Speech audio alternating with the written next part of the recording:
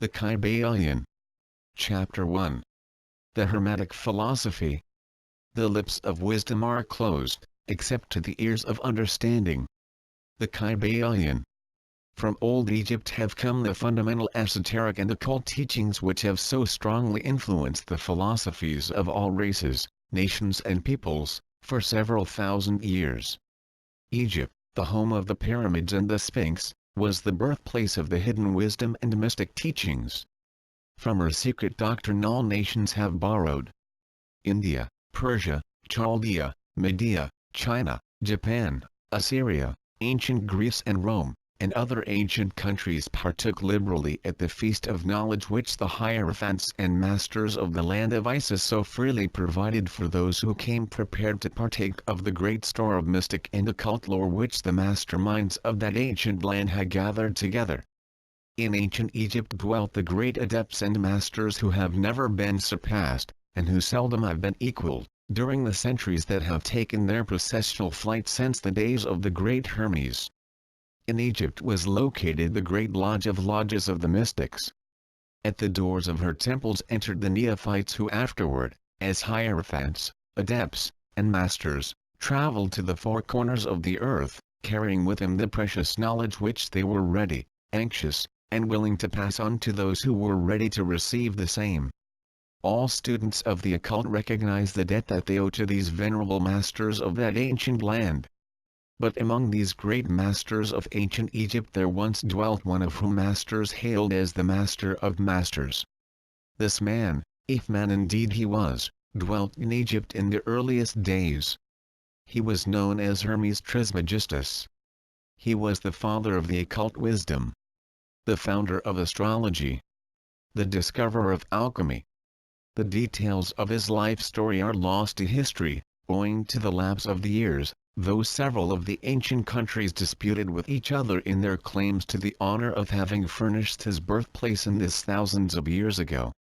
The date of his sojourn in Egypt, in that his last incarnation on this planet, is not now known, but it has been fixed at the early days of the oldest dynasties of Egypt long before the days of Moses. The best authorities regard him as a contemporary of Abraham, and some of the Jewish traditions go so far as to claim that Abraham acquired a portion of his mystic knowledge from Hermes himself. As the years rolled by after his passing from this plane of life, tradition recording that he lived 300 years in the flesh, the Egyptians deified Hermes, and made him one of their gods, under the name of Thoth. Years after, the people of ancient Greece also made him one of their many gods, calling him Hermes, the god of wisdom.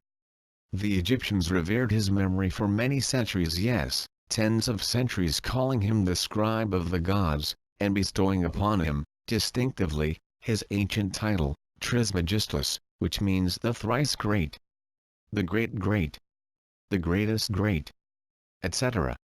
In all the ancient lands, the name of Hermes Trismegistus was revered, the name being synonymous with the fount of wisdom. Even to this day, we use the term hermetic in the sense of secret, sealed so that nothing can escape, etc., and this by reason of the fact that the followers of Hermes always observed the principle of secrecy in their teachings. They did not believe in casting pearls before swine, but rather held to the teaching milk for babes, meat for strong men, both of which maxims are familiar to readers of the Christian scriptures, but both of which had been used by the Egyptians for centuries before the Christian era. And this policy of careful dissemination of the truth has always characterized the Hermetics, even unto the present day. The Hermetic teachings are to be found in all lands, among all religions, but never identified with any particular country, nor with any particular religious sect. This because of the warning of the ancient teachers against allowing the secret doctrine to become crystallized into a creed. The wisdom of this caution is apparent to all students of history. The ancient occultism of India and Persia degenerated, and was largely lost, owing to the fact that the teachers became priests, and so mixed theology with the philosophy, the result being that the occultism of India and Persia has been gradually lost amidst the mass of religious superstition, cults, creeds and gods. So it was with ancient Greece and Rome. So it was with the Hermetic teachings of the Gnostics and early Christians, which were lost at the time of Constantine, whose iron hand smothered philosophy with the blanket of theology, losing to the Christian Church that which was its very essence and spirit, and causing it to grope throughout several centuries before it found the way back to its ancient faith. The indications apparent to all careful observers in this 20th century being that the Church is now struggling to get back to its ancient mystic teachings. But there were always a few faithful souls who kept alive the flame, tending it carefully, and not allowing its light to become extinguished. And thanks to these staunch hearts, and fearless minds, we have the truth still with us. But it is not found in books, to any great extent. It has been passed along from master to student, from initiate to hierophant, from lip to ear. When it was written down at all, its meaning was veiled in terms of alchemy and astrology, so that only those possessing the key could read it aright. This was made necessary in order to avoid the persecutions of the theologians of the Middle Ages, who fought the secret doctrine with fire and sword, stake, gibbet and cross. Even to this day there will be found but few reliable books on the Hermetic philosophy, although there are countless references to it in many books written on various phases of occultism. And yet, the Hermetic philosophy is the only master key which will open all the doors of the occult teachings. In the early days, there was a compilation of certain basic Hermetic doctrines, passed on from teacher to student, which was known as the Kybalion. The exact significance and meaning of the term having been lost for several centuries. This teaching, however, is known to many to whom it has descended, from mouth to ear, on and on throughout the centuries. Its precepts have never been written down, or printed, so far as we know.